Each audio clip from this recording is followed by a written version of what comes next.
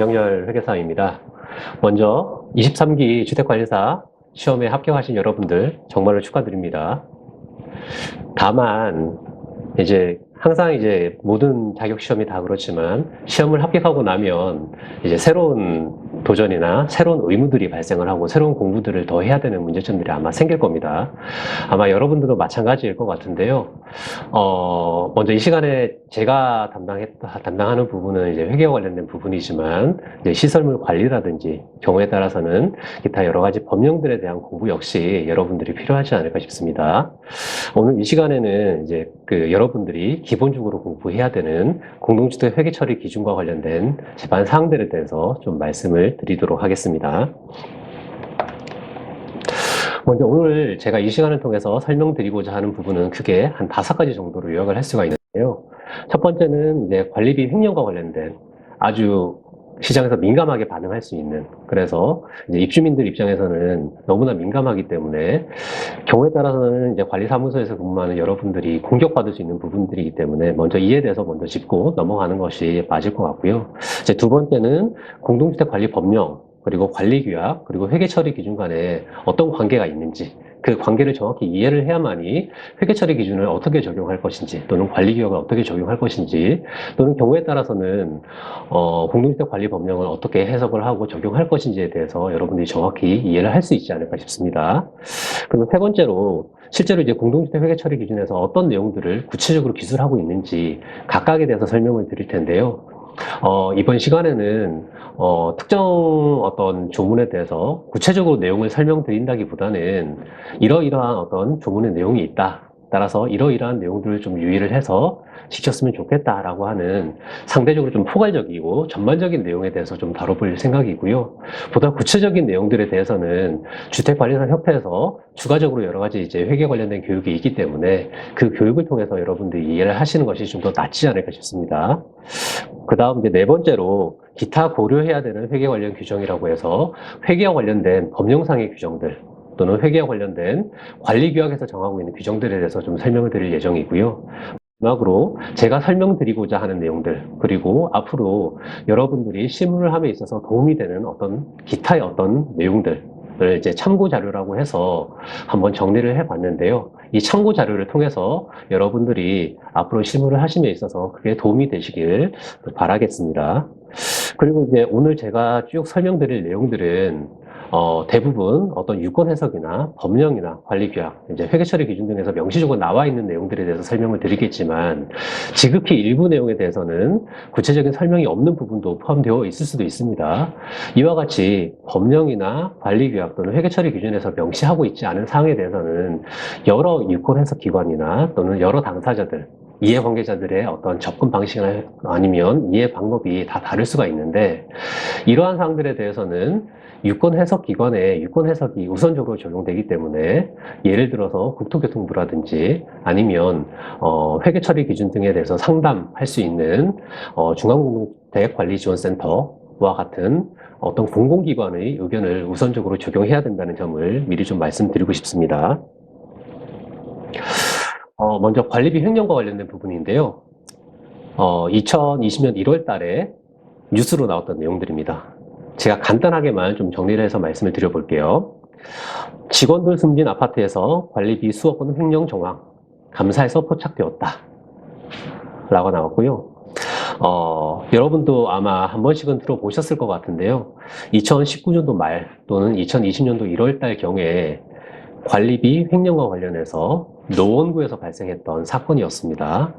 이에 대해서 그 당시 노원구청에서 감사를 착수를 해서 감사 결과를 발표한 적도 있었는데요. 당시 뉴스에서는 10년간 장기 순충당금 9억 9천만 원을 횡령했다라고 하는 조금은 자극적일 수 있는 이런 내용들이 나온 거죠. 이 중에서 3억 4천만 원은 격리 직원의 개인 계좌에 입금되었다. 그리고 나머지 6억 5천만 원은 수취인이 불명확해서 경찰의 궤적 추적 결과를 참고하기로 했다라고 이렇게 나와 있습니다. 그 다음 두 번째 뉴스입니다. 이건 2020년 6월경에 나왔던 뉴스인데요. 아파트 관리비 6,700만 원 횡령한 40대 직원 집행유예 판결을 받았다라고 해서 업무상 횡령, 공동주택관리법 위반 혐의로 관리사무소에서 근무하시던 직원이 이제 기소가 됐고요. 다만 이제 이 직원분이 횡령했던 돈을 대부분 돌려주신 것 같아요. 이런 것들을 감안해서 집행유예 판결이 나왔다라고 하는 그와 같은 뉴스입니다. 상당히 자극적일 수 있지만 한편으로 보면 상당히 민감한 내용들입니다. 일반적으로 이제 공동주택, 아파트 관리사무소는 자금 관리에서는 어떻게 보면 상대적으로 좀 철저할 수도 있는 부분이 있는데 왜 이런 문제들이 발생했는지 이런 내용들을 간단하게 짚어보는 그와 같은 필요성이 있기 때문에 말씀을 드린 거고요. 이 부분에 대해서 설명을 드리기 전에 먼저 관리사무소에서 어떻게 이제 자금을 운영하고 있는지 그 부분들을 좀 살펴보도록 할게요. 먼저 어떤 자금을 집행하기 위해서는 지출 원인 행위가 있어야 됩니다. 일반적으로 이 지출 원인 행위는 이제 계약의 체결을 통해서 이루어지게 되는데요. 먼저 공동주택과 특정 외부의 제3자 사업자 간의 계약 체결이 이루어지죠. 이와 같이 계약 체결이 이루어지면 계약 체결 당사자는 일반적으로는 관리소장이 되는 것이니까요. 관리사무소장이 계약 체결을 하고 그 다음 해당 사업자는 재화를 공급하거나 용역을 제공합니다. 그리고 나서 공동주택에 대금을 청구하겠죠. 그래서 사업자가 공동주택에 용역대금 청구를 하게 되는데요. 이때 이제 대금을 청구할 때 세금 계산서를 첨부하기도 하고 또는 완료 또는 준공 어떤 보고서라든지 아니면 청구서라든지 이와 같은 추가적인 서류를 함께 제출하는 경우가 일반적입니다. 이와 같이 이제 용역대금 청구를 받으면 관리사무소에서는 내부적으로 지출 결의서, 품의서를 작성하게 되겠죠. 그래서 회계 담당자가 그 지출 결의서를 작성을 하고 또 이제 내부 결제를 받으셔야 되겠죠.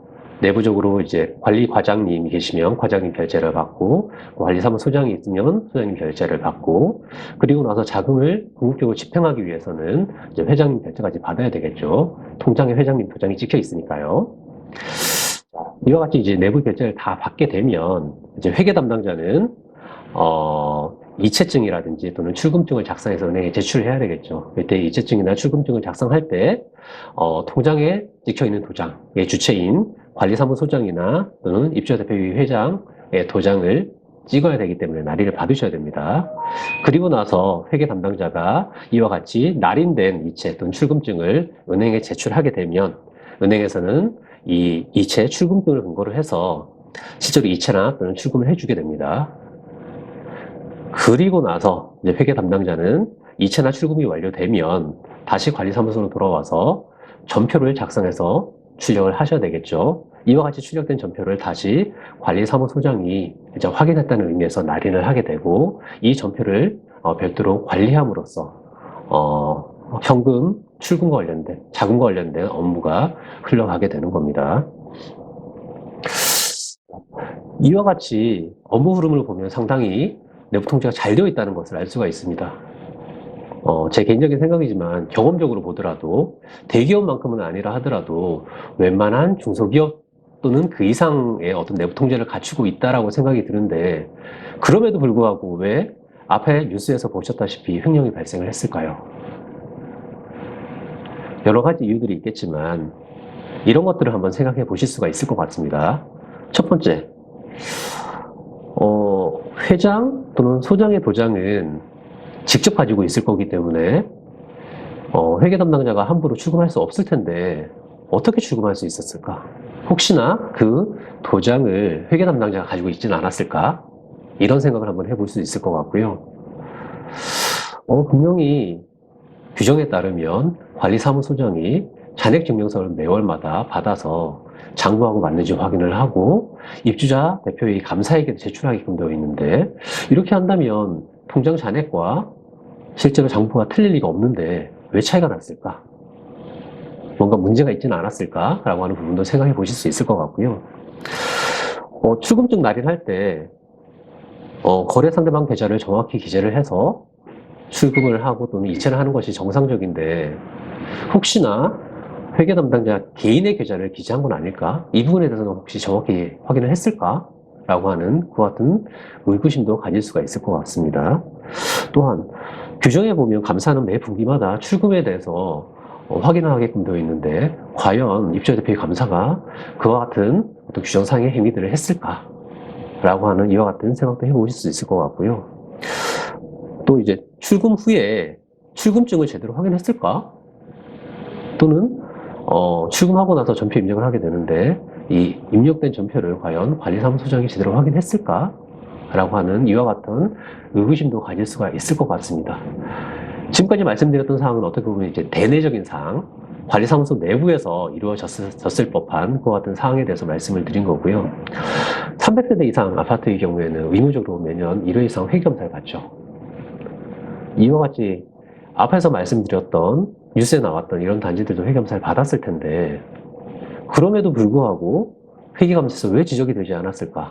과연 회계감사가 적절하게 이루어졌을까?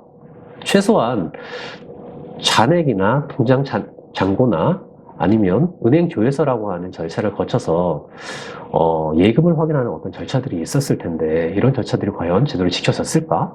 라고 하는 이와 같은 의구심도 가질 수 있지 않을까 싶습니다. 앞에 뉴스에서 보셨다시피 여러 가지 이제 얘기들이 나왔지만 그리고 앞에서 여러 가지 의구심을 제시를 했지만 실제로 공동주택관리법령이나 관리규약이나 또는 회계처리 기준에서는 이와 같이 횡령을 방지할 수 있는 사전에 방지를 하거나 또는 사후적으로 적발할 수 있는 여러 가지 규정들을 두고 있는데요. 그런 규정들을 한번 살펴볼게요. 첫 번째, 계좌를 개설할 때 관리사무소장 직인 외에 입주자 대표의 회장 인감을 복수로 등록할 수 있게끔 규정을 하고 있습니다. 그래서 관리사무소의 통장은 원칙적으로 관리사무소장 관리사무소장 그가 이제 그 시군구청에 등록한 직인을 직접 등록하는 것을 원칙으로 하고 있습니다. 다만 혼자서 등록을 하게 되는 경우 관리사무소장이 임의로 자금을 추금할 수 있는 어떤 행위들이 발생할 수 있는 여지가 있기 때문에 법령에서는 입주자 대표의 회장 인감을 복수로 등록할 수 있게끔 허용을 하고 있는 것이고요. 횡령에 대한 위험 부담 때문에 현실적으로 모든 아파트들에서는 관리사무소장의 직인과 동시에 입주자 대표의 회장 도장을 복수로 등록을 하고 있는 상황인 겁니다. 법에서는 선택적으로 할 수 있게끔 했지만 횡령과 관련된 위험 부담이 너무나 크기 때문에 현실적으로는 입주자 대표의 회장 인감을 복수로 등록을 하고 있는 상황입니다. 그다음 두 번째, 예금 통장은 회계 담당자가 관리하고 그 직인은 관리사무소장이 직접 보관을 하게끔 규정을 하고 있습니다. 그래서 예금 통장에 대한 비밀번호는 회계 담당자가 보통 알고 있습니다. 하지만 도장은 관리사무소장이 가지고 있죠. 따라서 이 두 당사자가 담합을 한다면 어쩔 수 없는 경우겠지만 담합을 하지 않는다면 관리사무소의 통장 그 계좌에 이제 포함되어 있는 예금을 임의로 인출하는 것은 상당히 어려운 일이 될 겁니다. 그럼 세 번째, 관리사무소장 및 입주자 대표의 회장의 인장은 각각 보관한다. 어느 일방 당사자가 함께 보관하는 것이 아니고 각각 보관함으로써 함부로 자금이 인출되지 않도록 그와 같이 내부 통제를 갖추고 있는 그와 같은 규정들이 있는 거죠. 그 다음 네 번째, 관리 주체는 회계에 관한 독립된 업무를 담당하기 위해 회계 단위별로 다음의 회계 담당자를 두어야 된다라고 해서 첫 번째, 수입 지출에 관한 업무, 수입 지출 담당자를 별도로 두도록 하고 있고요. 두 번째, 지출 원인 행위 및 계약에 관한 업무, 지출 원인 행위 담당 또는 계약 담당자를 별도로 등록하게끔 두게끔 되어 있습니다. 세 번째, 재고나 유형자산, 물품 및 그 밖의 자산을 관리하는 자산관리 담당자를 별도로 두도록 하고 있는 거죠.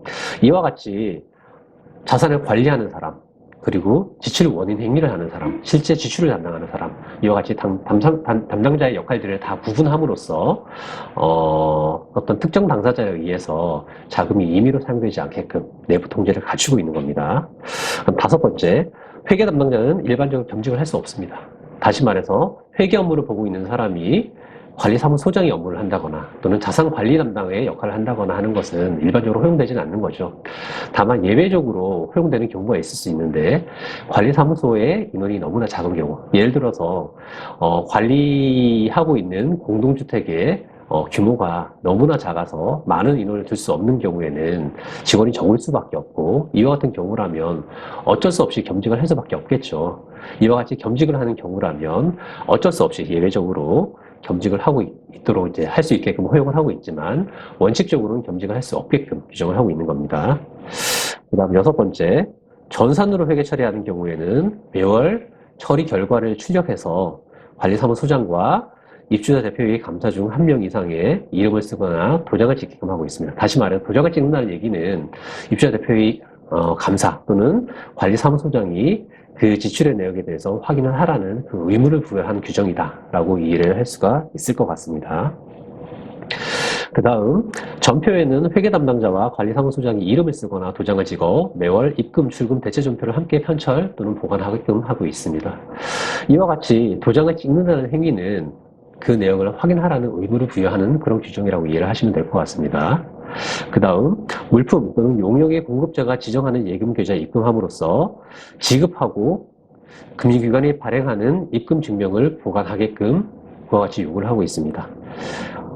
채권자가 지정하는 금융기관에 이체를 하게 되는 경우 어떤 횡령이나 또는 배임의 문제가 생길 수가 있기 때문에 이와 같은 경우를 배제하기 위해서 채권자 명의 또는 물품 용역 공급자가 지정하는 어떤 예금 계좌에 입금하게끔 규정을 두고 있는 것이고요. 그 다음 지출은 물품 또는 용역 공급자 명의의 금융기관 계좌로 지급하게끔 규정을 하고 있습니다. 그 다음 입주자 대표의 감사는 지출 업무의 적정성을 유지하기 위하여 분기별로 지출에 관한 증빙 서류를 이제 감사를 하게끔 규정을 하고 있고요. 마지막으로 관리사무소장은 매월 말일을 기준으로 해서 예금 잔액 증명서를 받아서 관계장부와 대조하게끔 요구를 하고 있는 거죠. 이와 같이 여러 가지 규정들을 살펴보면 횡령이나 또는 배임, 기타 이제 금전을 임의로 사용할 수 없게끔 내부 통제를 잘 갖추고 있는데 그럼에도 불구하고 횡령과 같은 어떤 사건들이 가끔씩 발생하는 이유는 이와 같은 규정을 제대로 지키지 않기 때문이 아닐까라고 생각을 할 수 있지 않을까 싶습니다. 그래서 이와 같은 횡령의 문제들이 생기지 않게끔 가장 주의를 하셔야 되지 않을까 싶습니다. 자, 지금까지 이제 횡령에 관한 내용들을 좀 살펴봤고요. 이번에는 공동주택 회계에 영향을 미치는 규정들에 대해서 한번 살펴보도록 하겠습니다. 이 규정들에 대해서는 이제 조금씩 이제 하나씩 이제 짚어가면서 좀 설명을 드릴 텐데요. 앞에 화면을 보면서 설명을 좀 드리도록 하겠습니다. 먼저 이제 공동주택 관리 법령 그리고 관리 규약, 이제 회계 처리 기준 이 세 가지의 크게 보면 세 가지 규정이 있다라고 볼 수가 있는데요. 먼저 공동주택 관리 법령에서는 관리 규약에 기재할 사항이라고 해서 크게 보면 이제 두 가지를 정하고 있습니다. 이제 보다 많은 사항들을 이제 법령에서 정하고 있긴 한데 이제 회계와 관련된 사항들 중에서 가장 중요한 이제 두 가지 규정이 이 두 가지 규정이 아닐까 싶고요. 첫 번째는 관리비 등의 세대별 분할액 산정 방법, 징수, 보관, 예치 및 사용 절차를 관리 규약에 정하도록 하고 있습니다. 자, 이와 같은 법령상의 요구사항들 때문에 저희 관리규약 별표 4에서부터 별표 6까지를 보면 관리비, 사용료 등을 각 세대에 어떻게 배분할 것인지에 대한 규정들이 나와 있는 거죠. 이와 같이 법령과 관리규약상의 요구사항들을 회계처리 기준에서는 각각 관리 수익, 관리 비용으로 회계 처리하게끔 규정을 하고 있는 것입니다. 그 다음 관리 등으로 인하여 발생한 소유의 용도 및 사용 절차 역시 관리 규약에 정하게끔 법령에서 정하고 있는데요. 자, 이와 같은 내용과 더불어서 잡수입의 정의에 대해서 공동주택을 관리하면서 부수적으로 발생한 수입이다 라고 하는 이와 같은 정의를 법령에서 제공을 하고 있습니다. 이 두 가지 규정으로 인해서 여러분들 관리 규약을 보시면 잡수입은 어떠한 것이다 라고 해서 규정이 나와 있고요. 이러한 잡수입이 발생하는 경우에 이 잡수입을 우선해서 어디에 지출한다 라고 하는 규정 역시도 관리규약에 나와 있습니다. 그리고 나서 동시에 잡수입에서 우선 지출한 금액을 차감한 이후 쓰고 나서 남은 잔액을 어떻게 처리할 것인가 라고 하는 부분도 역시 잡수입의 집행 잔액이라고 해서 관리규약에 어떻게 처리할지에 대해서 규정이 나와 있는데요. 먼저 입주자 기여분에 대해서는 장기수선 충당금으로 적립한다 라고 규정이 나와 있고요. 공동기여분에 대해서는 관리비에서 차감하거나 또는 예비비에서 적립한다. 아마도 경기도 관리규약 준칙에서는 관리비에서 차감한다 라고 이렇게 나와 있기 때문에 예비비로 적립할 수 있는 경우는 사실상 거의 없을 것 같습니다. 그래서 큰 틀에서 보면 잡수입의 집행 잔액은 장기수선 충당금으로 적립하거나 또는 관리비에서 차감하는 용도로 쓴다. 이렇게 관리규약에 나와 있다라고 이해를 하실 수가 있는 것이고요. 이와 같은 관리규약상의 규정들을 공동주택 회계처리 기준에서는 먼저 잡수입에 대해서는 관리 외 수익으로 표시한다. 그리고 우선 지출하는 금액에 대해서는 관리 외 비용으로 표시한다. 그리고 잡수입의 집행 잔액에 대해서는 이익잉여금 처분 절차를 거쳐서 장기순 충당금은 비유동 부채로, 그리고 공동기여분에 대해서는 각각 순자산으로 표시한다 라고 하는 규정들이 있는 것이죠. 또한 이와 같은 공동주택의 어떤 회계와 관련된 내용들을 보다 쉽게 이해하기 위해서 주석도 작성한다 라고 하는 이와 같은 규정들이 나와 있는 것입니다. 이와 같이 법령에서 요구하고 있는 사항들을 관리규약에서 구현을 하고 있는 것이고요. 관리규약상에 있는 내용들을 공동주택 회계처리 기준에서는 재무제표를 작성할 때, 회계장부를 작성할 때 이러이러한 방식으로 작성한다라고 하는 그와 같은 내용들이 바로 법령, 규약, 회계처리 기준에서 일괄적으로 현재 이제 규정을 하고 있는 내용들이라고 이해를 하실 수가 있을 것 같습니다. 자, 이와 같은 규정들을 이해를 하실 때 단순히 그러면 공동주택 회계처리 기준만 이해를 하면 모든 것을 다 알 수 있느냐? 절대 아닙니다. 말씀드린 바와 같이 법령을 이해하고 관리규약을 이해해야만이 보다 정확하게 회계처리 기준에 따라서 회계를 할 수가 있기 때문에 단순히 이제 회계처리 기준만을 공부할 것이 아니라 법령 그리고 관리규약 역시 함께 공부해야 된다는 사실을 여러분들은 잘 이해를 하실 수가 있을 것 같습니다. 제가 이 시간에 여러분들께서 이제 설명드릴 사항은 주로 이 공동주택 회계처리 기준에 대한 내용이지만 여러분들은 앞으로 공부를 함에 있어서 이 법령의 요구사항 그리고 관리규약의 요구사항들 역시 함께 공부를 하셔야 되지 않을까 싶습니다.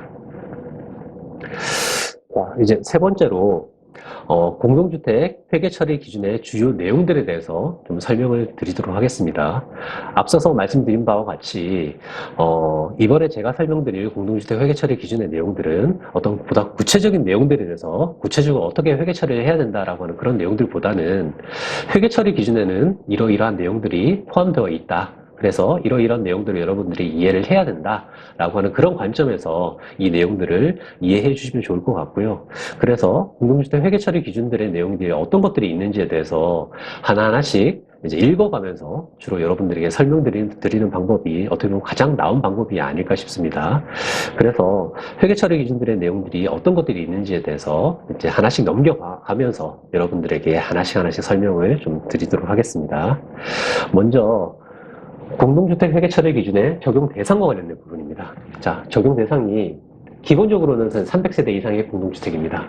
왜 300세대 이상의 공동주택이냐라고 하면 법령에서 300세대 이상의 공동주택에서는 회계처리 기준에 따라서 회계처리를 하고 공동주택 회계처리 기준에 따라 회계처리한 장부에 대해서 외부 감사인의 회계 감사를 받도록 요구를 하고 있기 때문입니다. 따라서 감사인에게 회계 감사를 받으려면 회계 장부를 작성해야 되는데 그러면 회계 장부를 작성하는 기준이 과연 무엇이냐?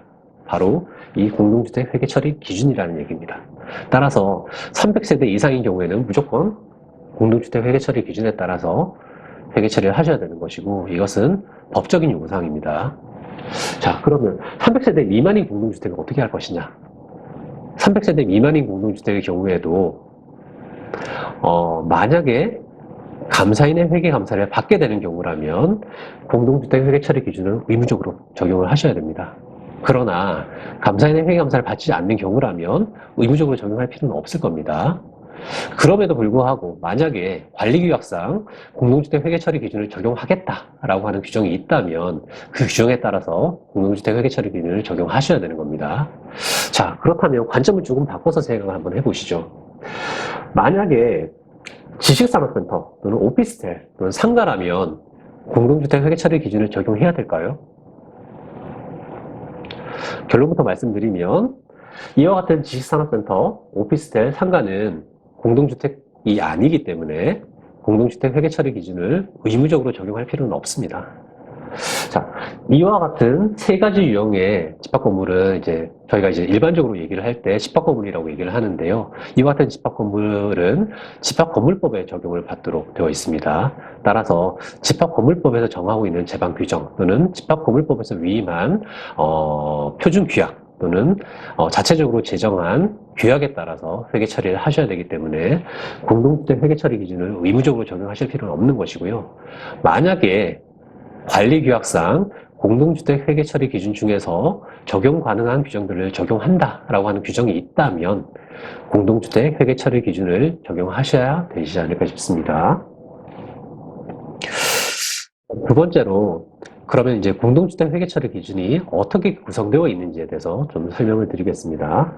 공동주택 회계 처리 기준은 크게 총칙, 회계 장부와 전표, 수입 및 지출, 자산, 결산, 재무제표, 예산, 이와 같이 크게 7가지 부분으로 이제 구성이 되어 있고요.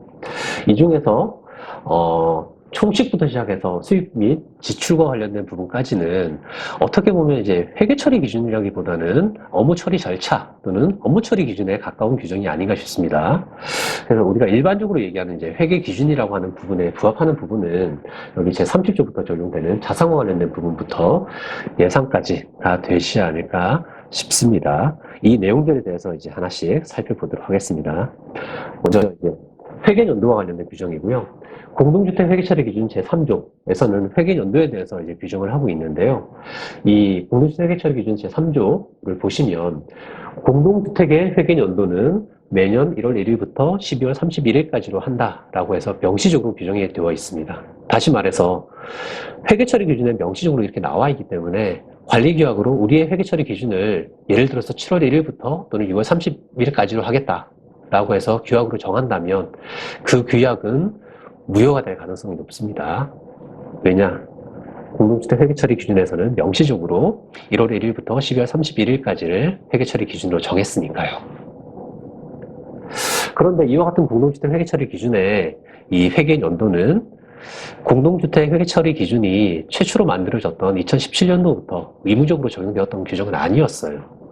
그 당시에는 회계연도에 대한 규정이 관리규약에 있었고요. 관리규약에는 회계연도에 대한 규정이 1월 1일부터 12월 30일까지로 되어 있었던 공동주택도 있지만 예를 들어서 7월 1일부터 6월 30일까지로 되어 있었던 공동주택이 있었고요.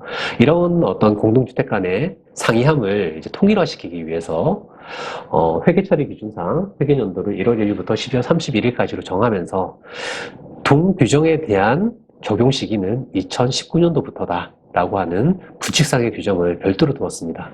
따라서 이 규정은 2019년도부터 적용되는 규정이고 지금 교육을 받으시는 여러분들 입장에서는 이런 어떤 구분 필요 없이 사실상 모든 공동주택에 의무적으로 적용되는 것이다 라고 해서 그렇게 이해를 해주시면 되지 않을까 싶습니다. 그 다음 공동주택 회계처리 기준 제4조 원칙에 대한 설명입니다. 제가 읽어보겠습니다. 관리주체의 회계 처리와 재무보고는 복식부기 방식과 발생주의 회계를 적용하여 다음 각 호의 일반 원칙에 따라 처리하여야 한다. 다만 관리 외 수익은 공동주택 단지에서 각 계정별로 발생주의 회계 또는 현금주의 회계를 선택하여 적용하되 매 회계연도마다 계속성을 유지하여야 한다. 라고 되어 있습니다. 자, 여기에서 이제 중요한 표현들이 복식부기가 무엇이냐 아니면 발생주의 회계가 무엇이냐라고 하는 부분인데요. 먼저 이제 이 복식부기 방식이라고 하는 것은 차변대변 이제 두 가지의 차변대변을 두어서 이제 단식부기가 아니라 특정 어떤 거래가 발생을 하면 그 상대방 계정이 같이 나오게끔 하는 부기 방식을 말씀을 드리는 거죠. 단식 부기를 예를 들면 현금이 돈이 나갔으면 그냥 돈이 얼마 나갔다라고 하는 표현을 한다면 복식 부기 방식 하에서는 돈이 얼마 나갔다면 그 상대 계정으로서 어떠한 목적으로서 돈이 나갔다. 예를 들어서 수선 유지 목적으로 돈이 나갔다라고 하면 차변에는 수선 유지비, 대변에는 예금 해서 특정 거래에 대해서 양쪽의 거래가 다 표시될 수 있게끔 하는 부기 방식을 의미하는 것입니다. 두 번째는 이제 발생주의 회계는 무엇이냐? 발생주의 회계를 이제 설명하기 위해서는 현금주의 회계를 좀 설명을 드려야 되는데요. 이제 현금주의 회계라고 하는 것은 수익으로 처리를 하고 나머지 50은 당해년도의 수익으로 처리를 할 수가 있겠죠. 이와 같이 현금의 발생 시기와 무관하게 실제로 수익이 발생한 시점 또는 지출이 발생한 시점에 수익 비용을 잡는 방식을 이와 같이 발생주의 회계라고 얘기를 하는 겁니다. 그 다음, 세 번째로 또 중요한 부분이, 관리외 수익은 공동주택단지에서 각 계정별로 발생주의 회계 또는 현금주의 회계를 선택적으로 적용할 수 있다라고 회고하고 있습니다. 이와 같은 규정으로 인해서, 일부 공동주택의 경우에는 관리외 수익을 실제로 현금이 들어오는 시점에 수익을 잡기도 하고, 또 다른 일부 공동주택에서는 발생주의 회계에 따라서 회계 처리를 하기도 합니다. 하지만 이와 같은 회계 처리 방식은 회계 처리 기준에서 허용하고 있는 방식이기 때문에 어떠한 방식으로 처리하든 크게 지장이 없다라고 이해를 해주시면 될 것 같습니다. 그다음 공동주택 회계 처리 기준 제5조 회계 담당자에 대한 설명입니다.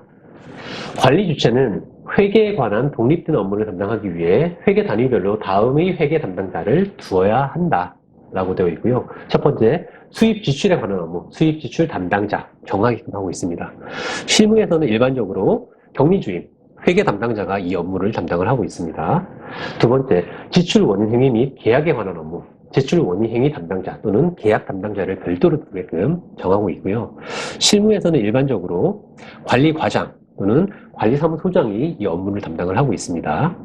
그럼 세 번째, 재고자산, 유형자산, 물품 및 그 밖의 자산을 관리하는 업무. 각 자산관리 담당자, 별도로 다 정하게끔 하고 있는데요. 예를 들어서 기전실에서 어떤 재고자산이나 물품을 가지고 있다라고 하면 기전실에서 근무하시는 분들이 물품 담당자가 자산관리 담당자가 될 것이고요. 만약에 관리사무소 내에서 쓰고 있는 물품이다라고 하면 관리사무소장 또는 격리 담당자 또는 회계 담당자가 이와 같은 자산관리 담당자가 될 수가 있을 것 같습니다. 다음 2번 회계 담당자는 겸직할 수 없다. 일반적으로 겸직할 수 없지만 다만 예외적으로 직원이 너무 적어서 어쩔 수 없이 겸직을 해야 되는 경우에는 허용된다라고 하는 규정입니다. 앞서 말씀드린 것처럼 소규모 단지의 공동주택인 경우에는 직원을 많이 둘 수가 없기 때문에 경우에 따라서는 관리사무소장이 회계 담당자의 역할을 겸직하기도 하고 또는 관리사무소장이 관리과장의 역할을 동시에 이제 담당하기도 하죠. 그래서 그와 같은 공동주택의 경우에는 직원이 2명이 있거나 극단적으로는 1명만 있는 경우도 있을 수 있는데요. 이와 같이 소규모 공동주택의 경우에는 직원을 충분히 둘 수가 없기 때문에 겸직할 수 없다라고 하는 규정이 있음에도 불구하고 어쩔 수 없이 겸직을 할 수밖에 없는 구조가 되는 것입니다. 자, 이와 같은 규정이 있는 상황 하에서 지출 원인 행위 담당자가 만약에 전표를 입력을 하고 입출금 업무를 동시에 담당하게 된다면 어떤 문제가 생기게 할까요?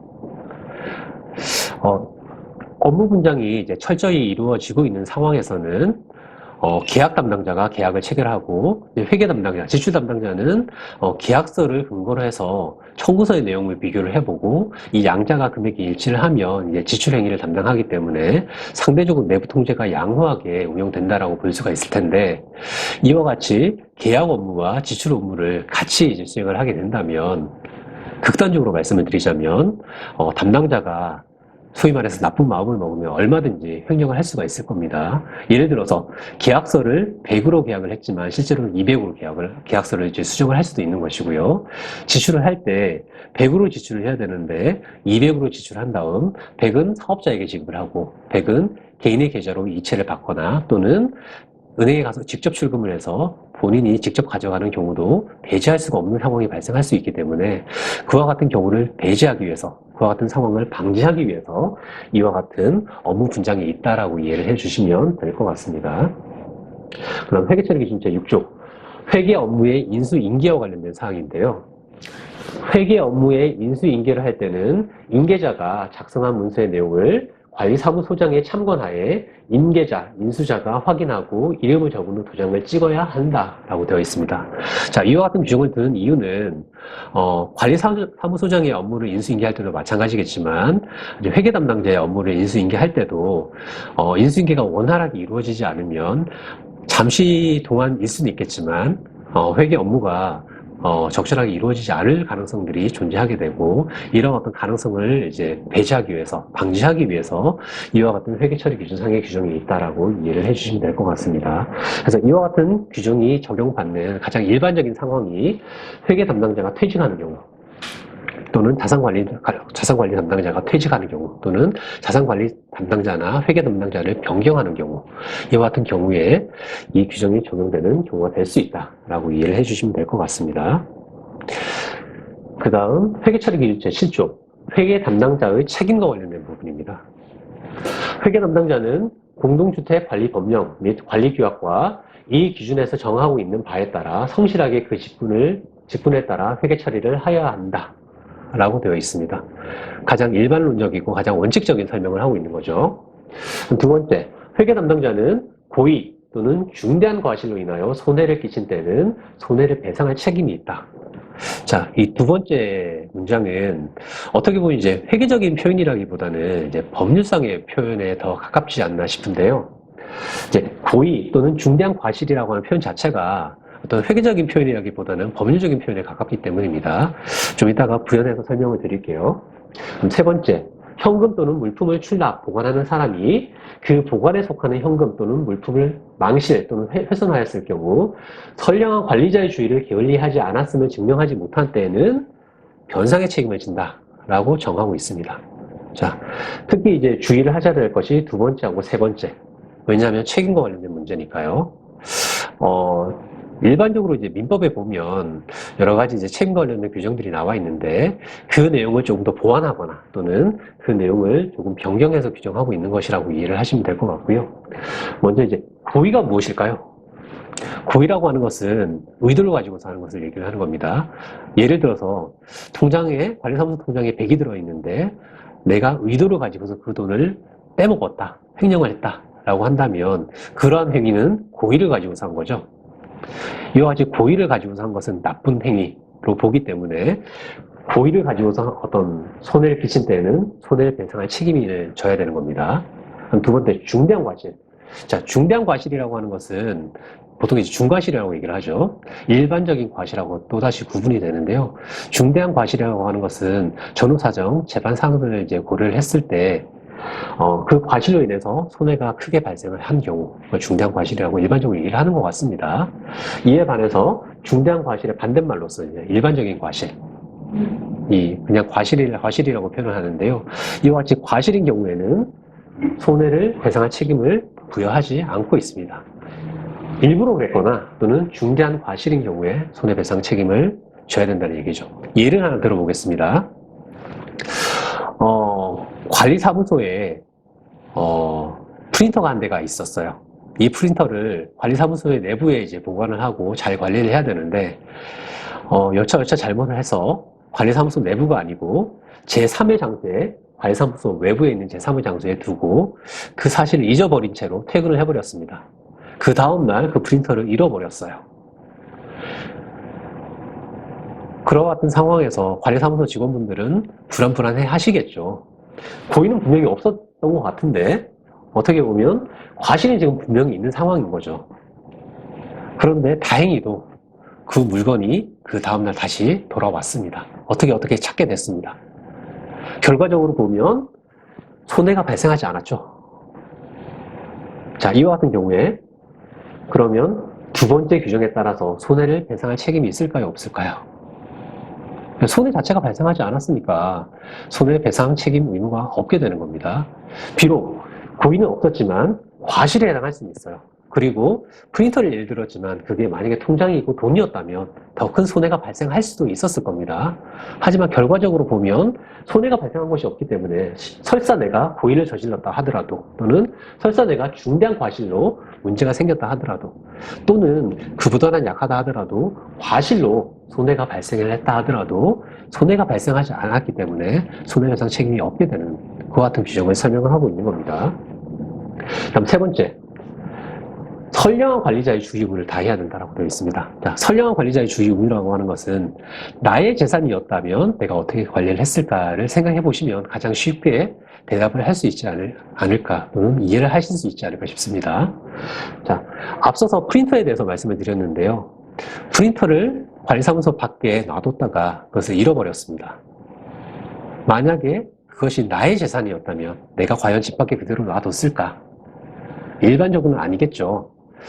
자, 이와 같은 상황에서 만약에 그 프린터를 잃어버렸다면 선량한 관리자의 주의 의무, 나의 재산이었다면 내가 관리했을 정도의 주의 의무를 게을리 하지 않았다는 것을 증명하지 못할 겁니다. 다시 말해서 게을리했기 때문에 그와 같은 경우라면 변상의 책임을 지게 될 가능성이 상대적으로 높게 될 가능성이 있게 되는 겁니다.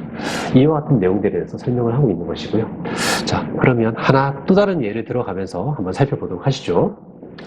관리비를 미납한 세대의 전출 시 미수관리비만 징수하고 연체료를 징수하지 못한 경우에 그러면 회계 담당자는 책임을 져야 될까요? 상당히 이제 판단이 들어가는 문제입니다. 옳고 그르고 맞고 틀리고의 답이 있는 문제가 아닙니다. 어떻게 생각하는지 한번 생각해 보시라고 이와 같은 예시를 한번 제시를 한 것이고요. 자, 일반적으로는 세대가 전출할 때 관리사무소에 와서 중간관리비가 얼마 남았는지 다 정산을 하고 경우에 따라서는 미납 관리비가 있으면 관리비도 납부하고 연체료도 납부하는 것이 일반적입니다. 하지만 가끔씩 보면 특정 세대가 좀 고의성을 가지고서 야밤에 몰래 이사를 한다거나 아니면 낮에 이사를 하고 나서 관리사무소를 들리지 않고 바로 공동주택을 떠나게 되는 그 같은 경우도 발생할 수 있습니다. 관리사무소 입장에서 상당히 난처하죠. 분명히 본인의 입장, 관리사무소 입장에서는 해당 공동주택의 여러 가지 사항들을 알려주고 또한 나름대로는 관리한다고 관리를 했는데 특정 세대가 고의적으로 또는 의도적으로 관리사무소에 들리지 않고 바로 전출을 해버린 경우 상당히 난감할 수밖에 없을 겁니다. 이와 같은 경우에 누가 책임을 져야 될까요? 자, 이와 같은 경우 미수관리비는 징수를 했습니다. 다시 말해서 지금 예시의 경우에는 특정 세대가 관리사무소에 들렀다는 얘기입니다. 특정 세대가 관리사무소에 들렀는데 회계 담당자가 미수관리비만 있는 줄 알고서 미수관리비만 징수하고 연체료를 달라고 얘기를 못한 상황인 거예요. 이와 같은 경우에는 과연 누가 책임을 지게 될까요? 연체료까지 징수받는 것이 관리사무소에 어떻게 보면 당연한 의무가 될 텐데 그럼에도 불구하고 미수관리비만 받고 연체료를 받지 못했으니까 저의 개인적인 생각으로는 관리사무소가 책임을 져야 되지 않을까 싶습니다. 자, 그렇다면 선량한 관리자, 현금 관련된 부분이니까 또는 손해를 끼쳤으니까 이와 관련된 사항들에 대해서 과연 선량한 관리자로서의 주의 의무를 다했을까? 만약에 나의 재산이었다면 내가 그냥 연체료만 남겨놓고 미수관리만 받고 연체료는 안 받았을까? 아닐 것 같거든요. 그렇기 때문에 선량한 관리자로서의 주의 의무를 다하지 못했기 때문에 책임을 져야 되지 않을까 싶습니다. 마찬가지로 고의 또는 중대한 과실로 인하여 손해를 끼칠 경우에는 손해를 배상할 책임이 있는데 고의적이진 않았던 것 같아요. 고의적이진 않지만 그럼에도 불구하고 연체료를 받는 것이 관리사무소의 당연한 의무인데 이것을 중대한 과실이든 또는 과실이든 간에 이와 같은 행위를 하지 않았고 그로 인해서 공동주택에 손해를 끼친 상황이 되는 거죠. 그렇기 때문에 두 번째 규정 하에서도 아마도 관리사무소에서 책임을 져야 하는 구조가 되지 않을까 싶습니다. 그 다음 예시 하나 살펴보시죠. 관리규약에서 사후정산, 실비정산을 하도록 되어 있으나 청소 경비 용역, 입찰 공고 또는 계약 체결할 때 사후정산에 대한 내용을 규정을 하지 않았어요. 이와 같은 상황 하에서는 어떻게 될까요? 관리규약에서는 관리 주체가 계약 체결할 때 사후정산 계약을 포함시켜야 된다라고 되어 있는데 실제로 관리사무소에서 계약을 체결할 때 사후정산에 대한 내용을 포함시키지 않았고 이로 인해서 사후정산을 못해서 입주민들이 사후정산에 해당한 금액만큼 관리비를 더 부담하게 된 이와 같은 문제가 생긴 겁니다. 자, 이와 같은 경우에 회계 담당자 또는 어떤 물품 출납 보관하는 사람들이 그 업무를 제대로 하지 않았기 때문에 공이나 또는 중대한 과실 또는 관리자로서의 주의 의무를 다하지 않았기 때문에 입주민들이 상대적으로 관리비를 더 부담하게 되는 문제가 생길 수밖에 없는 구조가 되는 것이고 이러한 구조 하에서는 관리사무소에서 책임을 져야 되지 않을까 싶습니다. 그 다음 선풍기 또는 히터를 분실한 경우 이와 같은 경우는 어떻게 될까요? 상황에 따라 좀 다를 것 같아요. 만약에 앞선 예시처럼 관리사무소 외부에 어떻게 잠시 놔뒀다가 깜빡 잊고서 퇴근을 해버렸는데 이 선풍기나 히터를 잃어버렸어요. 분실해버렸어요. 그와 같은 경우라면 선량한 관리자의 주의 의무, 나의 재산인 것처럼 관리를 하지 않은 거죠. 그 같은 경우에는 책임을 져야 되지 않을까 싶습니다만, 반대로 이와 같은 경우를 한번 생각해 보실 수 있을 것 같아요. 만약에 관리사무소 내부에 선풍기나 히터를 잘 보관을 하고 시건 장치까지 해서 관리사무소에서 보관하고 있었는데, 외부의 제3자가 관리사무소에 몰래 침입을 해서 선풍기나 히터를 가져가 버렸습니다. 분실하게 된 거죠. 자, 이와 같은 경우에는 어떨까요? 관리사무소 입장에서는 선량한 관리자의 주의무를 다 했을까요? 다 하지 않았을까요? 나의 재산인 것처럼 시건 장치까지 하고 관리사무소 내부에 관리했음에도 불구하고 도둑이 들어와서 가져간 거잖아요. 내가 어떻게 통제할 수 있는 상황이 아닌 거죠. 나는 선량한 관리자로서의 주의무를 다했지만 피치 못할 사정 때문에 선풍기나 히터를 분실한 경우가 되는 것이기 때문에 규정을 위반한 것이 아닙니다. 따라서 이와 같은 경우에는 설사 물품을 분실을 했다 하더라도 관리사무소에서는 책임을 지지 않은 경우가 되지 않을까 생각을 하고 있습니다. 자, 말씀드렸다시피 두 번째 조문 또는 세 번째 조문은 법령과 관련된 주로 이제 민법이나 이제 법령에서 정하고 있는 규정들이기 때문에 이와 같은 용어 또는 규정들을 정확하게 해석을 할 수 있는 법률 전문가들에게 이와 같은 구체적인 내용들에 대해서 상담을 받아보셔야 될 것 같고요. 제가 설명드린 내용들은 대략 이러이러한 내용들이구나 라고 하는 정도에서 이해를 해주시면 될 것 같습니다. 그 다음 회계처리 기준 제8조 회계 업무 처리 직인과 관련된 부분인데요. 관리사무소장이 금융계좌 및 출납 관련 회계 업무를 집행할 때는 법 제64조 제5항에 따라 시군구청장에게 신고한 직인을 사용한다라고 되어 있습니다. 따라서 회계 관련된 제반 업무들을 처리할 때, 예를 들자면 전표에 도장을 찍을 때, 전표를 확인했다라고 하는 의미에서 도장을 찍을 때, 또는 결산서를 확인했다는 의미에서 도장을 찍을 때, 또는 입찰 공고를 할 때 관리사무소장 명의로 공고를 하고자 하는 경우라면 시군 구청장에게 이제 신고한 그 도장을 찍어서 입찰 공고나 기타 여러 가지 서류들을 공고를 해야 되지 않을까 싶습니다. 그럼 회계 담당자가 회계 업무를 처리할 때는 해당 회계 담당자가 이름을 쓰거나 도장을 찍어야 된다. 법령에서는 관리사무소장이 사용할 도장에 대해서 이제 시군구청장에게 신고하도록 요구하고 있을 뿐이지 회계 담당자가 사용할 도장에 대해서는 별도 규정이 없습니다. 이와 같은 상황에서는 회계 담당자가 이름을 쓰거나 또는 회계 담당자가 임의로 만든 본인 명의의 임의로 만든 도장을 찍어서 업무를 볼 수 있게끔 허용하고 있는 거죠. 밑에 있는 예시는 용역 계약서입니다. 계약서인데 밑에 하단에 보시면 도장이 적혀 있죠. 이 도장은 유심히 살펴보면 주택관리사라고 되어 있고요. 본인의 번호가 적혀 있고 이와 같은 도장임을 알 수가 있는데요. 아마도 이제 여러분들이 실제로 업무를 하실 때 이와 같은 도장들을 전부 다 시군구청에 다 신고를 하셔야 되기 때문에 이런 유형의 도장이다 라고 하는 것을 참고하시라고 이 내용을 한번 삽입을 해봤습니다.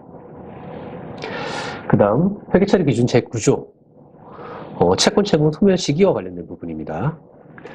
채권 채무의 회계처리 기준상 소멸 시기는 민법 등 관계 법령에서 정하는 소멸 시효로 한다라고 되어 있습니다. 그래서 이 소멸 시효 역시도 법령상의 요구사항들이기 때문에 민법이나 상법 등 여러 가지 이제 법령들을 좀 이해를 하셔야 되는 부분들이 있고요. 아래에서 추가로 설명을 드리겠습니다. 제1항에도 불구하고 다음 각호의 어느 하나에 해당하는 경우에는 소멸 시효가 완성되기 전이라도 입주자 대표회의의 승인을 받아 해당 채권이 소멸한 것으로 처리할 수 있다.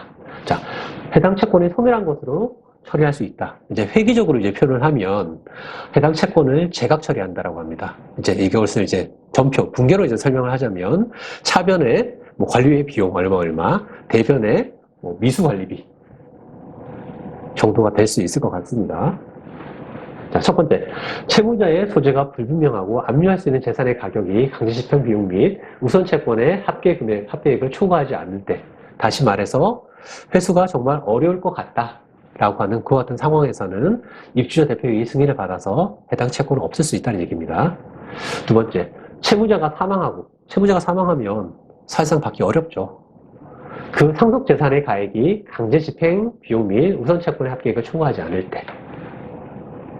또는 이와 유사한 경우로서 채무자가 사망을 하고 그 상속인들이 한정상속이나 아니면 상속 포기를 했을 때 경우에 따라서 못 받을 수 있습니다.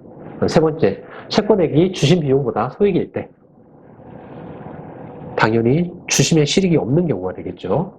네 번째, 그 밖의 부득이한 사유가 있는 경우로서 입주대표회의에서 의결할 때 이와 같은 경우에는 장부에 있는 채권을 제각 처리할 수 있다는 얘기입니다. 자, 앞에서 먼저 소멸시효에 대해서 말씀을 드렸는데요. 이 소멸시효에 대해서 조금 더 살펴보도록 하겠습니다. 소멸시효에 대한 규정은 민법에서 일반적으로 규정을 하고 있고요. 근데 상법에서는 이제 상사채권에 대해서 특별법 성격으로 별도로 규정을 하고 있는데, 민법에서 보면 크게 보면 이제 세 가지로 소멸시효를 정하고 있습니다. 가장 일반적인 채권, 쉽게 얘기해서 이제 개인 간의 채권이라고 생각하시면 될 것 같습니다. 개인 간의 채권의 경우에는 소멸시효가 10년입니다. 이제 관리사무소에서 발생하는 10년의 소멸시효가 적용되는 가장 일반적인 거래는 각각의 입주민들이 관리비를 과오납했을 때, 입주민 입장에서는 10년 동안 관리사무소에 대해서 과오납한 금액을 돌려주세요라고 해서 채권을 청구할 수 있다는 얘기입니다. 10년이 경과하면 채권을 청구할 수 없다라고 하는 얘기입니다. 두 번째, 3년. 가장 관리사무소에서 유심히 생각을 하셔야 될 부분이고요. 관리비입니다, 관리비. 그리고 1년의 적용을 받는 것. 대표적인 것이 음식점입니다. 음식점에 가서 외상으로 밥 먹고 나 내일 드릴게요 라고 했다가 1년 동안 지급하지 않으면 채권자가 채무자에게 청구할 수 없다라고 하는 내용입니다. 그래서 관리사무소에서 이제 가장 유심히 살펴봐야 될 부분이 10년짜리와 3년짜리 이 두 가지입니다. 좀 유익하게 살펴보셔야 되고요.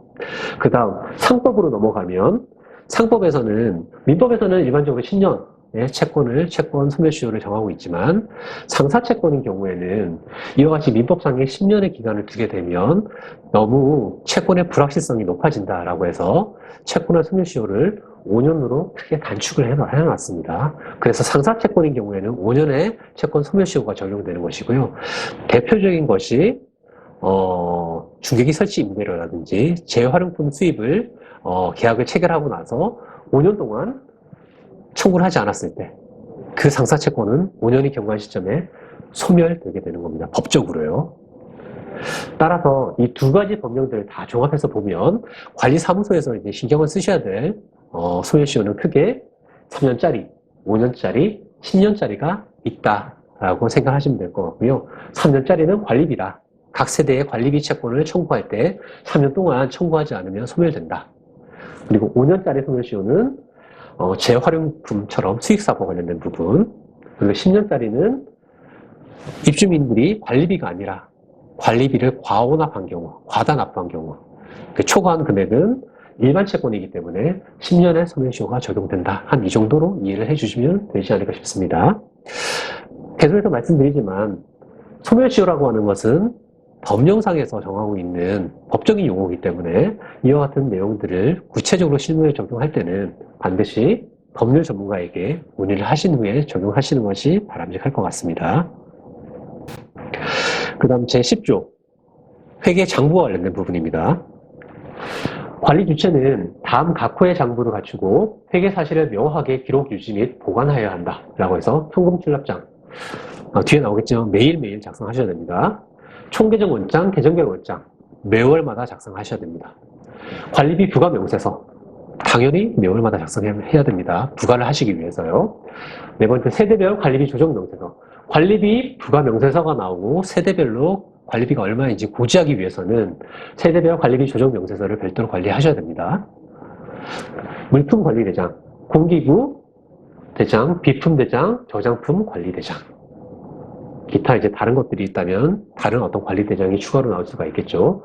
그 밖의 지출 증빙 자료. 그 밖의 지출 증빙 자료에는 계약서 또는 급여 자료, 4대 보험 신고 자료, 지출 결의 서찰 또는 중간관리비 정산 서찰, 법인세 부가세 신고 서찰, 세금 계산서라든지 또는 영수증 같은 이와 같은 서류들이 이제 회계 장부가 될 수 있을 것 같습니다. 제1항 각호의 장부들을 전산으로 처리할 경우에는 전산상 장부를 출력하여 보관함으로써 그 작성 및 보관을 가능할 수 있다. 일반적으로 회계 프로그램, 전산을 이용해서 회계장부들을 많이 작성하기 때문에 대표적으로 총계정 원장이나 계정별 원장, 아니면 그 세대별 관리비 조정 명세서, 이와 같은 회계장부들은 주로 전산에 따라서 많이들 관리하시기 때문에요. 전산에 따라서 자동으로 출력되는 자료이다라고 이해를 하시면 될 것 같습니다. 그 다음 이제 관리비 부과 명세서가 앞에서 잠시 나왔는데요. 관리비 부과 명세서의 예시를 지금 보여드리고 있습니다. 자, 관리비 부과 명세서에 보면 특정 항목, 관리비를 부과하는 특정 항목이 먼저 나오고요. 이 부과 항목에 대한 금액이 얼마인지, 해당 월의 금액이 얼마인지, 그리고 부과 기준이 무엇인지, 여기서는 지금 주택공급 면적에 따라서 부과하게끔 되어 있기 때문에 면적이 나온 거고요. 그래서 면적당 부과 금액이 얼마이고, 따라서 세대당 면적이 얼마 되니까 단가를 곱해서 세대당 배분되는 금액은 얼마이다 라고 해서 관리비 부과 명세서를 작성하고 있는데요. 이 관리비 부과 명세서를 보면 관리비 부과 항목이 어떤 것들이 있는지, 그리고 부과 기간은 어떻게 되는지, 그리고 각각의 부과 항목별 금액은 얼마가 되고 부과 기준은 어떻게 되는지, 그리고 각각의 면적별로 해서 각각의 세대에 얼마만큼씩 부과가 되는지, 이와 같은 정보들을 다 확인할 수 있게끔 되어 있습니다. 그 다음 세대별 관리비 조정 명세서, 아까 전에 말씀드렸다시피 전산으로 자동으로 나온다고 말씀드렸고요. 이것은 여기서 보여준 내용들을 각 세대별로 그러면 얼마씩 배분이 되느냐라고 하는 것을 보여주고 있는데요. 예를 들어서 청소비를 보면 면적이 82인 세대의 경우에 4,300원이 이제 배분됐다면, 자, 101동 101호의 경우에는 면적이 80이니까 요 101호의 내용들을 살펴보면 청소비가 4,300원 이렇게 나와 있는 것을 확인할 수가 있습니다. 그래서 부과 내역서에 있는 내용들이 전부 다 세대별 관리 조정 명세서에 전부 다 기재가 된다라고 하는 사실을 이해해 주시면 될 것 같습니다. 그 다음 회계처리 기준 제11조에 대한 내용이고요. 수기장부의 바르게 고침. 자, 일반적으로 수기장부 잘 쓰지 않습니다. 그렇게 보통 이제 전산으로 장부를 관리하기 때문에 크게 적용되는 규정은 아닌 것 같지만, 수기로 장부를 작성할 때 이제 어떻게 고칠 것이냐에 대한 내용이 나와 있습니다. 수기로 장부를 작성한 장부는 다음 각호에 따라 바르게 고친다라고 해서, 장부에 잘못 기록한 사항은 해당 부분을 붉은색으로 두 줄을 긋고 바르게 고쳐야 된다. 잘못 기록하여 공란으로 할 필요가 있을 때에는 해당 부분을 붉은색으로 두 줄을 긋고 공란이라 붉은색으로 적는다. 장부가 전면 잘못 기록되었거나 공백인 때에는 제1호 및 제2호를 준용한다. 금액은 하나의 행 중 일부가 잘못 기록되었다 하더라도 그 행 전부를 바로 잡아야 한다. 변경한 부분에는 변경 사유를 기재하고 변경한 사람이 도장을 찍어야 한다. 고칠 때는 약품들을 사용하여 지워 없애거나 고쳐 적을 수 없다. 화이트 쓰지 말라는 얘기입니다. 자, 이제 전통적인 방식의 장부를 고치는 방식에 대한 내용이고요. 요즘에는 이제 다 전산으로 하기 때문에 크게 적용되는 규정은 아니다 라는 정도로 이해를 해주시면 될 것 같습니다. 그럼 회계처리 기준 제12조 장부의 마감과 관련된 부분인데요. 회계장부의 마감은 다음 각호에 따른다 라고 해서, 현금 출납장은 매일 마감한다. 매일매일 작성해야 된다는 얘기고요. 계정별 원장, 그 밖의 명세서, 세대별 관리비 조정 명세서 같은 거, 그 밖의 명세서는 매월 말에 마감한다. 매월 말 기준으로 다 작성해야 된다는 얘기입니다. 장부 마감 시에는 미리 그 마감 잔액을 관계장부가 대조하여 확인해야 한다. 금액이 맞는지 틀렸는지 반드시 확인하라는 그런 취지의 내용이고요. 관리사무소장의 변경 시에는 인계 인수일을 기준으로 각종 회계장부를 마감해야 한다. 전산으로 회계 처리하는 경우에는 매월 결산 처리 결과를 출력하여 관리사무소장과 한 명 이상의 입주 대표의 감사가 이름을 쓰거나 도장을 찍어 보관해야 한다. 어떤 의미냐면, 전산을 출력했기 때문에 눈으로 쉽게 확인할 수가 없는 경우입니다. 그렇기 때문에 이와 같은 경우라면 매월 전산으로 처리한 결과를 출력해서 관리사무소장 그리고 입주자 대표의 감사 한 명 이상이 반드시 확인하고 그 결과를 도장을 찍어서 반드시 별도로 관리하라는 그와 같은 취지의 내용이고요. 이 경우 감사는 예금 잔고 증명서와 관계 잔고를 대조하여야 한다라고 해서 반드시 예금 잔액 증명서를 확인하고 장부가 맞는지 확인하게끔 요구를 하고 있는 겁니다. 왜냐하면 금액이 가장 중요하니까, 금전이 가장 중요한 문제니까.